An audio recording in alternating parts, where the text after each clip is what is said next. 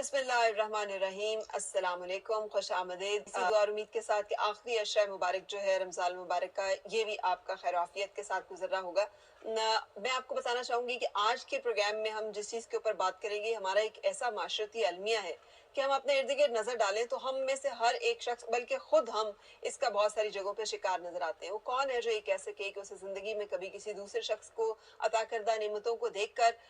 ऐसा नहीं लगा कि ये उसको नहीं मिलनी चाहिए थी, बल्कि इसके इस नसीब में आना चाहिए थी। ऐसा नहीं लगा कि काश किसी तरह से ये नेमतें जो उसको हासिल है, जो अच्छा मकान है, औलाद दी है अल्लाह ने, सेहत दी है, हुस्न दिया है, ये तमाम इल्म दिया है, या फिर उसे इज्जत जाहो मनसब दिया है, दौलत दिया है, कोई और ऐसी काबिल कदर चीज़ जो है अल्लाह ताला ने अता की है, तो ये चीज़ उससे छिन जाए, इसी जज्बे को हसद कहते हैं। और अगर हम कुरान पाक का मुतालिया करें तो हमें मालूम होता है कि इस कायनात का जो सबसे बड़ा गुनाह है, जहाँ से खैर और शर की दो कुव्वतें जो है एक दूसरे के आमने सामने और मुकाबिल हुई, वो दरअसल वाकया भी हसद की बुनियाद पर है। जब अल्लाह ताला ने तमाम मलाइका को ये हुक्म दिया कि जब मैं इस आदमी खाकी में अपनी रूह फूंक दूं तो सब सजदे में गिर जाना, तो सब मलाइका जो है वो सजदे में गिर गए सिवाय इब्लीस के, जिसके अंदर तकब्बुर था, और उस तकब्बुर की बिना पर उसने हसद किया आदम से, और उस हसद की बिना पर उसने जो है वो अल्लाह ताला के साथ ही कहा कि मैं आयत मुबारक सूरह बनी इसराइल की आपके सामने रख रही हूँ। शैतान ने कहने लगा, मुझे बता तो सही कि ये वो शख्स है जिसे तूने मुझ पर फजीलत दी, आखिर इसकी वजह क्या है? अगर तू मुझे क़यामत के दिन तक मोहलत दे तो मैं इसकी औलाद को सिवाय चंद अफराद के अपने कब्जे में लेकर जड़ से उखाड़ दूं। ये हसद, और फिर उसके बाद उस हसद का ये सिलसिला जो कि क़यामत के दिन तक कायम रहेगा, कि वो बनी आदम के साथ अपनी फजीलत जो है उसे साबित करने के लिए, अल्लाह ताला के सामने हमें शर्मसार करने के लिए मुसलसल बहकाने और मुसलसल ऐसी गलत रास्तों पे चलाने की कोशिश और तरगीब देता रहेगा। इसी कुरान पाक की अगर हम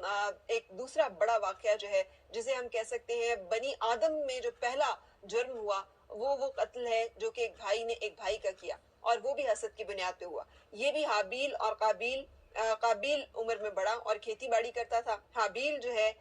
ये एक नेक मुत्तकी और एक पारसा आदमी था, छोटा भाई था, गल्लाबानी करता था। बनी इसराइल की जो रिवायत है उसके मुताबिक तनाजा एक लड़की पे था, जिसकी के शादी होना तय थी हाबील के साथ, लेकिन काबील उसकी खूबसूरती की वजह से चाहता था कि उससे शादी हो। बहरहाल कुरान पाक ने इस तरह की किसी तनाजे का जिक्र नहीं किया। कुरान पाक हमें जहाँ पे बताता है वो ये है कि दोनों भाइयों ने अल्लाह के हुजूर अपने तनाजे के हल के लिए कुर्बानी पेश की। कुर्बानी जो है उसमें काबील लेकर आया अपने पास अपने रेवर से बेहतरीन जो अल्लाह ताला ने उसको अता की थी भेड़, और उसको पूरे खुलूस के साथ उसने पेश किया, जबकि हाबील जो है हाबील जो है वो भेड़ लेकर आया, और काबील जो है वो गल्ला लेकर आया। वो गल्ला जो कि नाकिस था, और उसने कहा कि अगर आग उतरी और इसे खा गई तो मेरी क्या जरूरत है कि मैं अपना बेहतरीन अनाज जो है वो पेश करूं। और फिर अल्लाह ताला ने उसकी नीयत की वजह से उसकी कुर्बानी को कबूल नहीं किया, और काबिल की कुर्बानी जब कबूल हो गई तो उसने इस हसद में इसे हर जगह मुझ पर फजीलत और बरतरी हासिल, अपने भाई को कत्ल कर दिया, और इस तरह से बनी नौ इंसान का पहला जो कत्ल है वो हुआ। और उसके बाद वो इस पे अफसोस और पछतावे में मुबतला हुआ, लेकिन आज तक जितने कत्ल होते हैं उसका एक हिस्सा जो है वो उसकी सजा हाबील को भी मिलती है। और इसी तरह से सूरह यूसुफ, जहाँ पे भाइयों के दरमियान हसद जो है उसकी भी पूरी तफसील हमें मिलती है। आज हम जानेंगे कि किस तरह से हमें मुतासिर करता है। प्रोग्राम में मेरे साथ आज शरीक गुफ्तगू है डॉक्टर हाफिज हबीबुर रहमान। शुक्रिया और खुश आमदीद। खुश आमदीद। हमारा रमज़ान ट्रांसमिशन आप देख रहे हैं, और आज का हमारा मौजू जिस पे हमने बात करनी है हमारा वो माशरती अलमिया है, जिसका हम आए दिन देखते हैं कि हम खुद शिकार हैं, हमारे इर्द गिर्द, या हम किसी से हसद कर रहे हैं या कोई हमसे हसद कर रहा है, और उसका नतीजा जो है एक माशरती बिगाड़ की सूरत में, एक नफरत की सूरत में, एक इंतशार की सूरत में फिर निकल रहा होता है। हम इस हवाले से जानेंगे डॉक्टर हाफिज हबीबुर रहमान साहब से कि हाफिज साहब, अभी मैंने 2 बल्कि 3 वाकयात जो है कुरान पाक के कोट किए। पहला तो वो जो इस कायनात का सबसे बड़ा जुर्म हुआ है, जहाँ खैर और शर की दो कुव्वतें एक दूसरे के आमने सामने आ गई, जो इब्लीस ने जहाँ पर हसद किया हजरत आदम से, और फिर उसके बाद वाकया हाबील काबील, जहाँ भाई ने भाई से हसद किया और कत्ल किया, और फिर सूरह यूसुफ जहाँ भाइयों ने भाइयों से हसद किया और कुएं तक में डाल दिया। सो ये हसद जो है ये दरअसल है क्या, और ये क्यों पैदा होता है? बिस्मिल्लाहिर्रहमानिर्रहीम। बहुत ही अहम मौजू है, और आज हमारे मुआशरे के अंदर बिगाड़ का सबसे बड़ा ज़रिया अगर है या उसकी वजह है तो वो हसद, बुग़्ज़, कीना, कदूरतें, ये वो मुआशरती ख़राबियाँ हैं जिनकी वजह से हमारे मुआशरे के अंदर रिश्ते ख़त्म हो रहे हैं, और اور ایک دوسرے کے ساتھ تعلقات ختم ہو جاتے ہیں، بلکہ یہاں تک کہ قتل تک کی نوبت آ جاتی ہے. جس جی طریقے سے آپ نے حضرت آدم علیہ السلام کے 2 بیٹوں کا ذکر کیا ہے، تو حسد کا انجام قتل کا نتیجہ، ہوں، تو اتنا سنگین جرم جو ہے وہ حسد کے نتیجے میں ہوتا ہے. جی اسی طریقے سے ہم دیکھتے ہیں کہ حسد کے نتیجے میں آپس میں خاندانی تنازعات ہوتے ہیں، جھگڑے ہوتے ہیں، اور یہ بھی زیادہ تر بہن بھائیوں کے درمیان، قریبی رشتہ داروں کے درمیان ہوتے ہیں، اور یہ تنازعات پوری زندگی کا سکون ختم کر دیتے ہیں. ہوں، تو حسد ایک ایسی مہلک اور تباہ کن بیماری ہے جو کہ انسانی زندگی کا سکون چھین لیتی ہے، ٹھیک اور ہے. وہ آدمی ہمیشہ حسد کی آگ کے اندر جلتا رہتا ہے، کڑتا رہتا ہے، اور ایک طویل عرصے تک جس وقت آدمی حسد کی اس بیماری کے اندر مبتلا ہوتا ہے تو بے شمار جسمانی بیماریوں کا بھی شکار ہوتا ہے. اچھا. بلڈ پریشر اور دباؤ کے جتنے بھی دیگر امراض ہیں، ہوں، بلکہ یہاں تک کہا جاتا ہے کہ جسم کی بے شمار بیماریاں اس طرح کی ہیں جو کہ حسد کی وجہ سے، بغض کی وجہ سے، آپس میں کینہ کدورت کی وجہ سے ہوں، اور منفی جذبات پالنے کی وجہ سے پیدا ہوتی ہیں. بالکل صحیح. اچھا ڈاکٹر صاحب، یہ بھی ہم جاننا چاہیں گے، جیسے میں نے شروع کیا حسد کو جگہ جگہ قرآن پاک میں اگر یہ بہت کوئی چھوٹا سا مسئلہ ہوتا تو اتنی تسلسل کے ساتھ ذکر نہ آتا. یعنی اللہ تعالیٰ ارشاد فرماتے ہیں کہ انہوں نے اپنی جانوں کا کیا برا سودا کیا کہ اللہ کی نازل کردہ کتاب کا انکار کر رہے ہیں محض اس حسد میں کہ اللہ اپنے فضل میں سے اپنے بندوں میں سے جس پر چاہتا ہے وہی نازل فرماتا ہے، بس وہ غیظ و غضب کے سزاوار ہوئے اور کافروں کے لیے ذلت انگیز عذاب ہے. صرف یہ نہیں بلکہ اور بھی متعدد مقامات پر کیا یہ یہود لوگوں سے ان نعمتوں پر حسد کرتے ہیں جو اللہ نے انہیں اپنے فضل سے عطا کی ہیں. سو واقعی ہم نے ابراہیم علیہ السلام کے خاندان کو کتاب اور حکمت عطا کی اور ہم نے انہیں سلطنت بخشی. سو یہاں پر بھی ایک اور حسد کا ذکر ہو رہا ہے جو کہ امتوں کے درمیان ہے، اور اس حسد کی وجہ سے آج تک تنازعات اور دشمنی اور بغض جو ہے وہ چل رہا ہے. سو یہ حسد جو ہے یہ بیسکلی اللہ کی تقسیم کا انکار، وہ جو ہمارا ایک عقیدہ ہے کہ تقدیر پہ ایمان، کہ جتنا آپ کو ملا ہے وہ آپ کی تقدیر، جتنا مجھے ملا ہے وہ میرا، اس کا بھی تو انکار ہے نا. بہت خوبصورت بات ہے. اللہ تبارک و تعالی نے قرآن مقدس میں اس کے بارے میں فرمایا کہ وَلَا تَتَمَنَّوْا مَا فَضَّلَ اللَّهُ بِهِ بَعْضَكُمْ عَلَى بَعْضٍ. بے شک. اللہ تبارک و تعالی نے آپ میں سے کچھ لوگوں کو دوسروں پر فوقیت عطا فرمائی ہے، فضیلت عطا فرمائی ہے، بعض چیزوں میں برتری ہے. ایک آدمی زیادہ خوبصورت ہے، دوسرا کم ہے. ایک کے پاس زیادہ صلاحیتیں ہیں، دوسرے کے پاس کم ہیں. ایک جسمانی لحاظ سے تندرست ہے، دوسرا بیمار ہے. تو یہ وہ دائرہ ہے جو کہ غیر اختیاری ہے، اور جہاں پر انسان اگر یہ آرزو کرتا بھی ہے کہ میں بھی اس کی طرح ہو جاؤں، تو ظاہر ہے کہ زندگی بھر اگر وہ اس کی کوشش بھی کرتا رہے، آرزو بھی کرتا رہے، تو اس کے لیے ممکن نہیں ہے. جی دوسرا دائرہ وہ ہے جو کہ اختیاری ہے، جہاں پر انسان اپنی محنت سے وہ منصب اور وہ مقام حاصل کر سکتا ہے جس کے بارے میں اس کی آرزو یا تمنا یہ ہوتی تھی کہ یہ دوسرے آدمی سے چھن جائے اور یہ ختم ہو جائے. کیونکہ حسد میں بنیادی جو جذبہ ہے، منفی جذبہ، یہ ہوتا ہے کہ دوسرے آدمی کے پاس جو نعمت ہے، کوئی خوبی ہے، کوئی کمال ہے، کوئی جاؤ منصب ہے، تو وہ اس سے چھن جائے، جی خواہ اس کو ملے یا نہ ملے. کبھی اس کی آرزو یہ بھی ہوتی ہے کہ اسے مل جائے، اور بسا اوقات جو ہے وہ حسد اس حد تک چلا جاتا ہے کہ مجھے نہ بھی ملے لیکن اس کے پاس یہ خوبی، یہ کمال، یہ نعمت یہ نہ رہے. تو اس حد تک جس وقت آدمی چلا جاتا ہے تو اللہ تبارک و تعالیٰ فرماتے ہیں ام یحسدون الناس علی ما آتاہم اللہ من فضلہ، کیا یہ لوگوں سے اس بنیاد پر حسد کرتے ہیں کہ اللہ تبارک و تعالیٰ نے اپنے خصوصی فضل و کرم سے کسی ایک کو زیادہ عطا فرمایا ہے، اس کو نواز دیا ہے. تو یہ تو اللہ تبارک و تعالیٰ کی تقسیم ہے اس دنیا کے اندر، اور اس کا بہترین علاج یہ ہے کہ انسان اللہ تبارک و تعالیٰ کی اس تقسیم پر راضی ہو. بالکل. البتہ اس کا مطلب یہ بھی نہیں ہے کہ انسان محنت نہ کرے، کوشش نہ کرے. جہاں محنت کا دائرہ ہے، زندگی کی ایک دوڑ ہے جس کے اندر انسان کو محنت کرنی چاہیے، وہاں وہ محنت کرے، اور جتنا اللہ تبارک و تعالیٰ نے اس کے لیے مقدر کیا ہے اس کو لازماً مل کے رہے گا. تو یہ اللہ تبارک و تعالیٰ کی ذات پر توکل، اللہ تبارک و تعالیٰ کی تقسیم اور تقدیر، تینوں چیزیں اس سے تعلق رکھتی ہیں. یعنی سب سے پہلا انکار تو جو شخص حاسد ہوتا ہے وہ اس چیز کا کرتا ہے کہ اللہ تعالیٰ کی تقسیم، کہ وہ قادر مطلق ہے، وہ جو چاہے جس کو عطا کرے، اور اس کی جو ہے وہ اس کی اپنی مرضی ہے، اس کی اپنی ثوابدید ہے. ایک تو اس کا انکار ہو گیا. दूसरा फिर जंग हो गई अल्लाह ताला से कि जो उसने दे दिया है किसी को वो उससे छिन जाए, यानी वो अल्लाह ताला की तरफ से जो अता करदा चीजें उनके साथ भी तो इस तरह से एक फितना है पूरा। ये क्या हसद और नजर बद एक ही चीज है? क्योंकि बाजुकात कुछ लोग जो है ये भी इसमें भी मिक्स करते हैं कि किसी ने देखा कोई जमाल कमाल या माल किसी भी चीज को, वो जन जर जमीन जिसे कहते हैं कि इनको पर्दा होना चाहिए, तो वो कोई देखे और उसकी फिर नजर में भी है, हसद की वजह से कुछ असर होता है जिसकी वजह से बुरा जी, असरात जहाँ होते हैं। तक नज़र का ताल्लुक है तो नबी अकरम सल्लल्लाहु अलैहि वसल्लम ने फरमाया कि अल-ऐनु हक़्क़ुन, कि नज़र जो है ये हक़ है, यानी ये इसका लगना और इसके असरात जो मुरतब होते हैं, मनफी असरात जो मुरतब होते हैं, ये होते हैं, इससे इनकार नहीं किया जा सकता।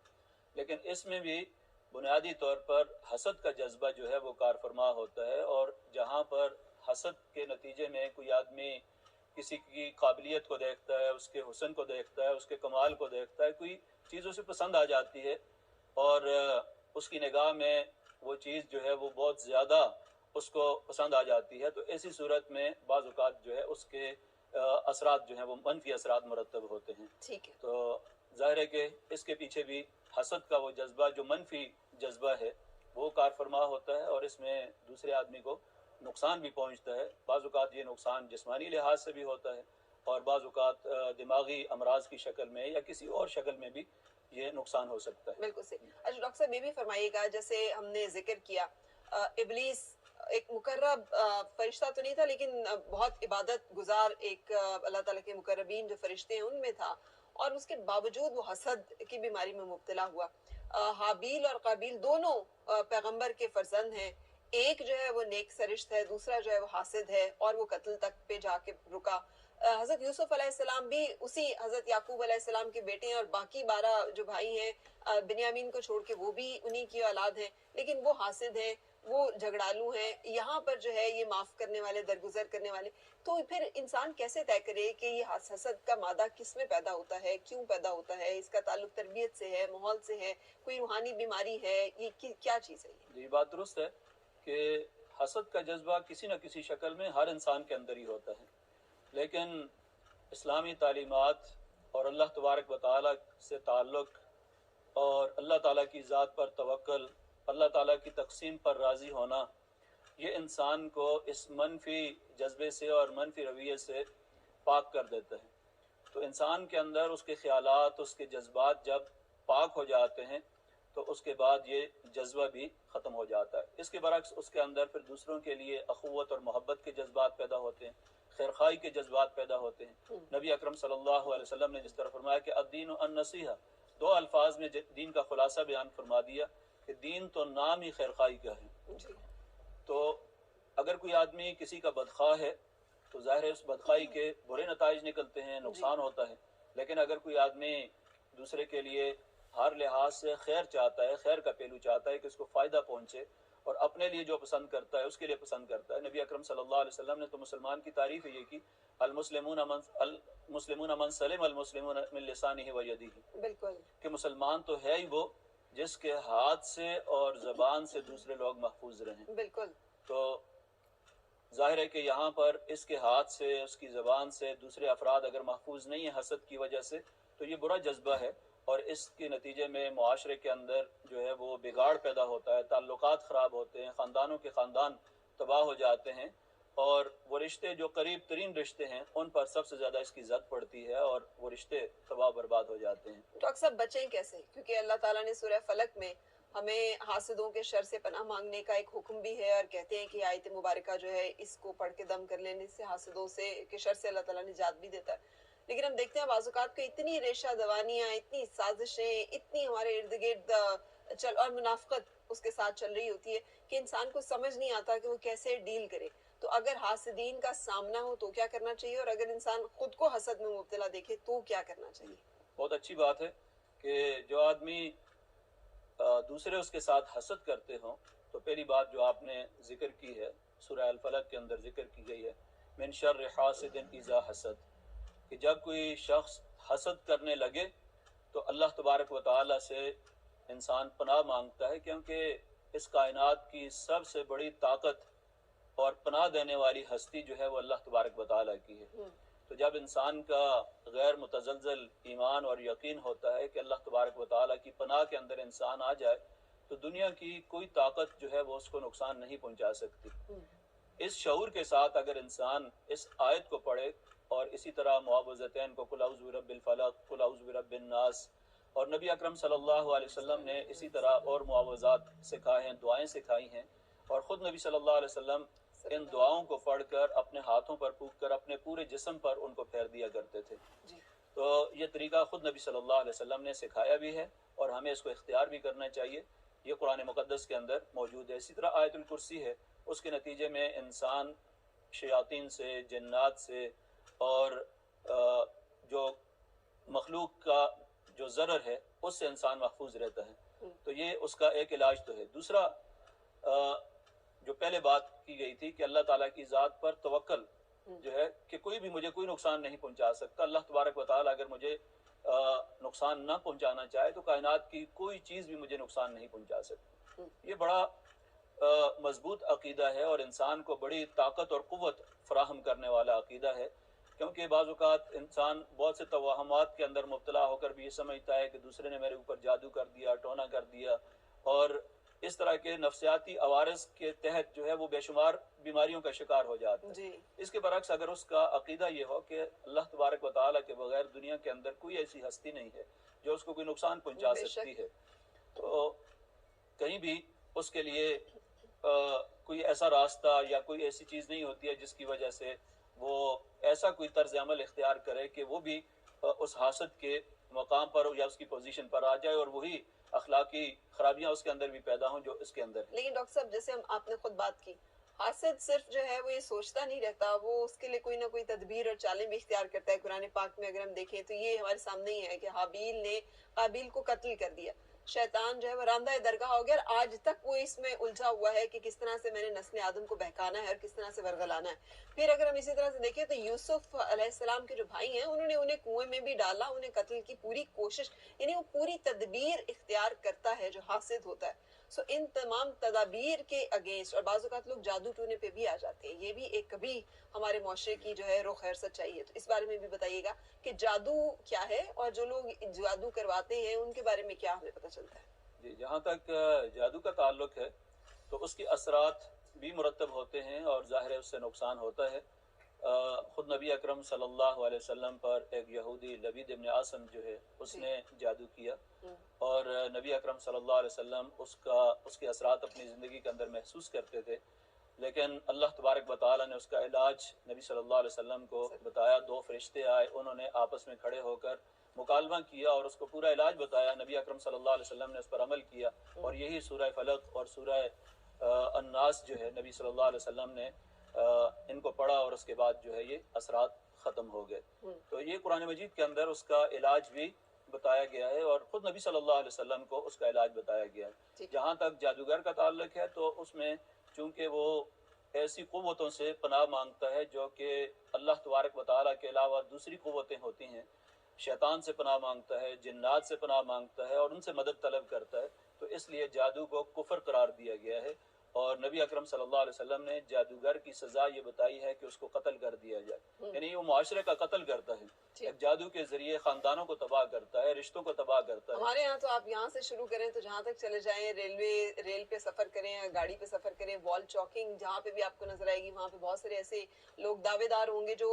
بس یہ نہیں دعویٰ کرتے ہیں کہ وہ رسک آپ کو جو ہے وہ ہر ایک دعویٰ ان کا ہوتا ہے. اس بارے میں ہم بات چیت کریں گے ڈاکٹر صاحب اور کنٹینیو کریں گے. یہاں موضوع ہے جیسے آپ جانتے ہیں ہم سب کی زندگیوں کا کہیں نہ کہیں سے اس کے ساتھ تعلق اور واسطہ جو ہے رہتا ہے حسد، بغض اور کینہ کے اوپر،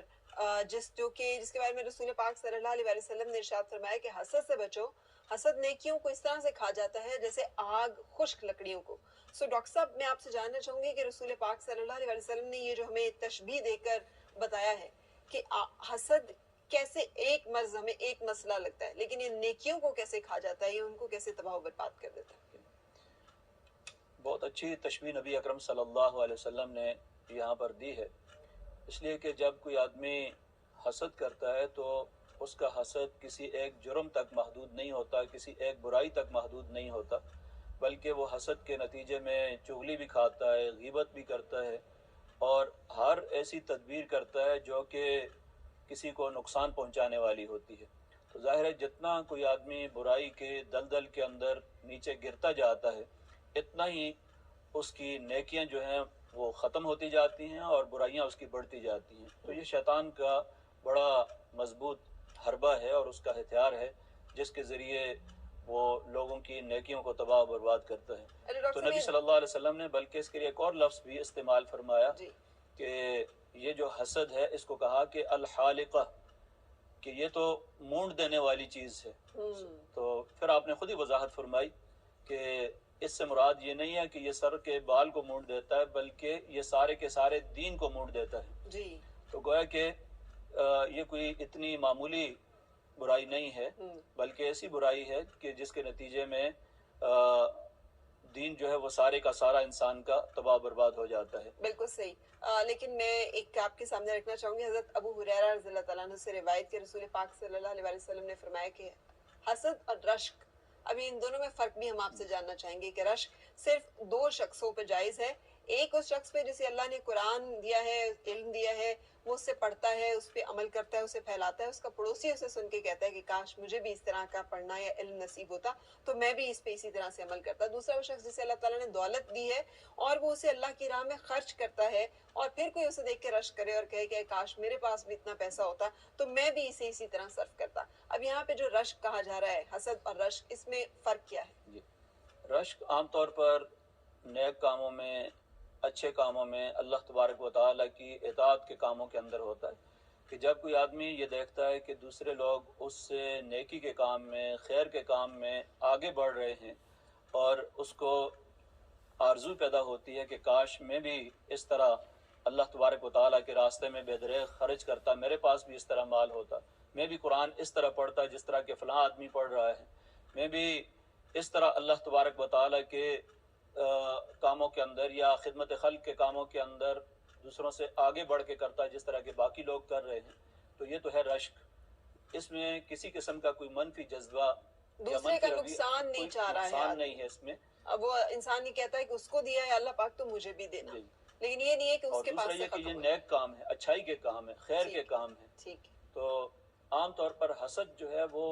उसमें एक मनफी जज्बा ये मौजूद होता है बिल्कुल सही। कि दूसरे के पास जो नेमत है, अच्छाई है, खूबी है, उसको जो कुछ अल्लाह ने दिया है वो उससे छिन जाए, ख़त्म हो जाए उससे। ठीक तो ये एक मनफी जज्बे के तहत वो मनफी रवैया भी इख्तियार करता है और मनफी तदाबीर भी करता है उसके लिए, बिल्कुल सही। जिसके नतीजे में ताल्लुकात भी ख़राब होते हैं, जराइम भी वजूद में आते हैं। जी। मैं एक सवाल जो है वो छोड़कर फिर नाते शरीफ की तरफ जाऊंगी, लेकिन सवाल मुझे बहुत वो इंटरेस्ट करता है। अल्लाह ताला खुद इरशाद फरमाते हैं कि ये हम ही हैं जिन्होंने इनके दिलों को आपस में जोड़ दिया है, तो अगर पूरी दुनिया की दौलत भी खर्च कर देता तो इनके दिलों को जोड़ा नहीं जा सकता था। ये बात हो रही है उस कॉन्टेक्स्ट की जो एक कबायली मुआशरा था, जहाँ दुश्मनियां थी, नफरतें थी, हसद था, बोझ था, कीना था, मुसाबकत, हर वक्त एक दूसरे से आगे बढ़ जाने का था। वो ऐसे मुहाजिर और इंसार हो गए और ऐसी इसार और मुवाक़ात का रिश्ता उनका कायम हुआ। ये मोजज़ा क्यों कर मुमकिन हुआ और कैसे ये तरबियत मुमकिन है कि हम अपने बच्चों और अपने घरों के अंदर ये औसाफ पैदा कर सकें? और मैंने जो सवाल छोड़ा था वो ये था कि एक ऐसे मुआशरे में जो कि दुश्मनी, जो नस्ल दर नस्ल दुश्मनी जो है वो चलती थी, कबायली एक रस्म व रिवाज का जहालत का गढ़ था। रसूल पाक सल्लल्लाहु अलैहि वसल्लम की आमद से पहले अरब का जो मुआशरा है वो कैसे मुहाजिर और इंसार के ऐसे मुआखात के रिश्ते में बंधा है कि वहां पे ना हसद था माल और दौलत की वजह से, ना हसद था नेकियों की वजह से। जन्नत की बशारत दे रहे हैं आप सल्लल्लाहु अलैहि वसल्लम, और लोग जो है वो एक दूसरे के साथ बुग़्ज़ और अनाद और कीना नहीं रख रहे, सबके सीने जो है एक दूसरे के लिए खुले हैं। ये बहुत ही अहम नुक्ता है ये। नबी अकरम सल्लल्लाहु अलैहि वसल्लम ने जो मिसाली मुआशरा तश्कील दिया है उसकी सबसे बुनियादी जो खसूसियत थी वो यही थी कि उसमें अख़ुवत, मोहब्बत, भाईचारा वो भी एक मिसाली था। और शायद इंसानी तारीख़ के अंदर इस तरह का मिसाली मुआशरा जो है वो ना पहले वजूद में आया है और ना अब कहीं दुनिया के अंदर मौजूद है। और ये सब कुछ कुरान और सुन्नत की तालीमात के नतीजे में, नबी अकरम सल्लल्लाहु अलैहि वसल्लम की तरबियत का नतीजा था कि अल्लाह तबारक व तआला खुद फरमाते हैं वअल्लफ़ बैन क़ुलूबिहिम, अल्लाह ने इनके दिलों को जोड़ दिया है। और अगर आप रूए ज़मीन के सारे ख़जाने भी खर्च कर डालते तो आप जोड़ नहीं सकते थे, इनके दिलों को जोड़ नहीं सकते थे। اوس اور حضرت کے درمیان کوئی 50 سال سے جنگ جاری تھی، جی اور جیسے ہی وہ اسلام کے دامن کے اندر پناہ لیتے ہیں تو بھائی تو بھائی ہو جاتے ہیں۔ بھائی بھائی بن جاتے ہیں، اور ایک دوسرے کی خاطر ایثار، قربانی، اس حد تک کہ وہ یؤثرون علی انفسہم ولو کان بہم خصاصہ، کہ اپنے اوپر دوسروں کو ترجیح دیتے ہیں، خود فاقوں سے رہتے ہیں۔ اس حد تک انصار اور مہاجرین کے درمیان رشتہ اخوت اور محبت نبی اکرم صلی اللہ علیہ وسلم نے پیدا کیا۔ اس کی ایک مثال کہ آپ نے کتنی خوبصورت انداز کے اندر ان کی تربیت فرمائی تھی، اور ان کی ترجیحات اسلام قبول کرنے کے بعد کیسے تبدیل ہوئیں، ان کے رویوں میں، اخلاق میں اور خیالات میں، نظریات میں کیسے تبدیلی آئی۔ اس کی ایک بہترین مثال جو ہے وہ یہ ہے، نبی اکرم صلی اللہ علیہ وسلم ایک مرتبہ مسجد نبوی کے اندر تشریف فرما ہیں، صحابہ اکرام آپ کے ارد گرد جمع ہیں، تو آپ نے ارشاد فرمایا کہ ابھی کچھ دیر کے بعد ایک شخص آئے گا جو کہ جنتی ہے۔ اس کو نبی اکرم صلی اللہ علیہ وسلم نے جنت کی عظیم خوشخبری دے دی، تو صحابہ اکرام کی نظریں دروازے کی طرف لگی ہوئی ہیں کہ کون خوش نصیب ہے۔ اس دوران ایک انصاری صحابی تشریف لاتے ہیں، تو ایک صحابی حضرت عبداللہ بن عمر کہتے ہیں کہ مجھے تجسس پیدا ہوا کہ یہ کون سا ایسا عمل کرتے ہیں کہ نبی اکرم صلی اللہ علیہ وسلم نے اتنی بڑی خوشخبری ان کو دی ہے اور اتنی سعادت کی بات ان کے لیے ہے۔ تو میں نے ان کا پیچھا کیا، گھر میں ایک رات رہا، ان کے معمولات دیکھے تو مجھے کوئی خاص معمولات نظر نہیں آئے۔ تو میں نے ان سے پوچھا کہ آپ کون سا ایسا عمل کرتے ہیں کہ نبی صلی اللہ علیہ وسلم نے اتنی عظیم آپ کو خوشخبری دی ہے؟ تو انہوں نے کہا کہ میں ایک عمل کرتا ہوں، وہ یہ ہے کہ رات جس وقت میں سونے کے لیے جاتا ہوں تو اس وقت کسی مسلمان کے لیے میرے دل کے اندر کوئی کینہ، کوئی کدورت، کوئی بغض، کوئی چیز بھی نہیں ہوتی، معاف کر دیتا ہوں سب کو معاف کر دیتا ہوں، اور کسی کے لیے بھی کسی قسم کی کدورت نہیں ہوتی ہے۔ تو یہ جو دل کی پاکیزگی ہے، خیالات کی پاکیزگی ہے، اس حد تک جس وقت ہو جاتی ہے تو وہ ایک انتہائی پاکیزہ معاشرہ بن جاتا ہے۔ بلکہ اس معاشرے کو تو اللہ تبارک و تعالی نے جنت کا معاشرہ قرار دیا ہے، اور یہاں تک فرمایا کہ اہل جنت جو ہیں جس وقت جنت میں جائیں گے تو نبی صلی اللہ علیہ وسلم نے فرمایا کہ ایک پل پر ان کو روک دیا جائے گا، تو جتنے بھی دنیا کے اندر ان کے درمیان آپس میں کوئی کدورت تھی، کوئی بغض تھا، کوئی ایک دوسرے کے لیے نفرت تھی، اس سب کو نکال کر اس کے بعد جنت میں بھیجا جائے گا۔ وہ جنت کا کتنا پاکیزہ ماحول، اور یہی سلامن سلامن قولن، وہ یہ نہیں کہ سلام کے علاوہ کوئی اور آواز ہی نہیں آئی۔ جی جی، اور جب ایک دوسرے سے جدا ہوں گے تو الحمدللہ رب العالمین، اور جس وقت ملیں گے تو ان کا ملاقات جو ہے وہ السلام علیکم سے ہوگی۔ تو وہ پاکیزہ ماحول یہاں بھی بن سکتا ہے، آج ہمارے معاشرے کے اندر بھی بن سکتا ہے، اور ہم اپنے گھروں کو بھی جنت بنا سکتے ہیں۔ والدین تو نہیں چاہتے کہ بچے جو ہیں وہ آپس میں اناد رکھیں، بغض رکھیں، حسد رکھیں، لیکن بچے کرتے ہیں ایک دوسرے سے، وہ جسے کہتے ہیں شریکہ اور شریک، پھر وہی بچے جو ہیں وہ اولاد کے لیے لڑ رہے ہوتے ہیں، ایک دوسرے کا ہر طرح کا نقصان کرنے کے درپے ہوتے ہیں۔ اگر اس طرح کی اخلاقی تربیت کا اہتمام کیا جائے، آگاہی دی جائے، جس طرح اللہ کے رسول نے اپنی زیر تربیت جماعت کو، صحابہ اکرام کی تربیت، ظاہر یہ تربیت کے نتیجے میں ہوا، تو آج بھی ان چیزوں سے آگاہی اور تربیت کے نتیجے میں ہماری ترجیحات بدل سکتی ہیں کہ یہ مال دولت، یہ چیزیں کچھ بھی نہیں ہیں، بلکہ اصل چیزیں وہ ہیں، کام آنے والی چیزیں وہ ہیں جو کہ اللہ اور اس کے رسول کی پسندیدہ چیزیں ہیں، اس کی پسند اور ناپسند کا خیال رکھیں گے، اور یہ چیزیں چونکہ دنیا کے اندر بھی ہمارے لیے نقصان دہ ہیں کہ اس کے نتیجے میں انسان کی خود اپنی زندگی جو ہے وہ بھی انتہائی بے سکونی کا شکار ہو جاتی ہے، اور سکون نام کی کوئی چیز زندگی کے اندر نہیں رہتی، اور انسان دنیا میں جتنی محنت کر رہا ہوتا ہے اس لیے کرتا ہے کہ اس کی زندگی کے اندر کوئی سکون ہو، کوئی امن اس کو حاصل ہو جائے، اطمینان حاصل۔ قلب اگر نہیں ہے تو پھر آپ نے کیا کرنا ہے کسی بھی اور چیز کو، اور وہ اسی وقت حاصل ہوتا ہے جب آپ اپنے دل کو پاک کرتے ہیں حسد سے، بغض سے، کینے سے، دشمنی سے۔ لیکن رسول پاک صلی اللہ علیہ وسلم نے ارشاد فرمایا کہ حق بات بتانے یا عدل و انصاف کرنے والے سے بغض و کینہ حرام ہے، جبکہ ہمارے یہاں پر اگر آپ کسی کو کوئی بات روک دیں، کچھ کہہ دیں یا بتانے کی کوشش کریں تو لوگ خدا واسطے کا بیر جو ہے وہ رکھ لیتے ہیں، اور اکثر بڑے فخری انداز میں کہتے ہیں بس مجھے وہ اچھا ہی نہیں لگتا، مجھے بس وہ شخص گوارا ہی نہیں ہے کسی طرح، اور اس میں کوئی انہیں قباحت نہیں محسوس ہوتی۔ یہ بات درست ہے کہ یہ عدم برداشت کا رویہ جو ہے اس کی بنیادی وجہ بھی یہی ہے کہ وہ اخلاق جو کہ نبوی اخلاق ہے، اور نبی اکرم صلی اللہ علیہ وسلم کو تو فرمایا گیا کہ انک لعلی خلق عظیم،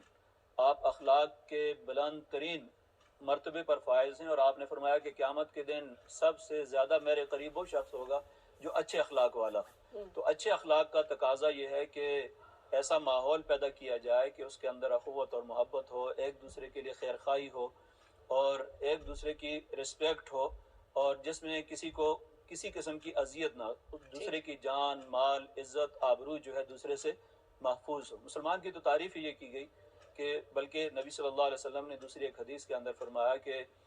अल-मोमिनु मन अमिनहुन नासु अला दिमाइहिम व अमवालिहिम, मोमिन तो हकीकत में है ही वो जिससे दूसरों के जान माल इज़्ज़त आबरू ये चीज़ें महफूज हों। तो आज अगर हम ये चाहते हैं कि वाकई हम मोमिन बने और हकीकी माने में मुसलमान बने, तो फिर हमारे हाथ और हमारे दीगर जो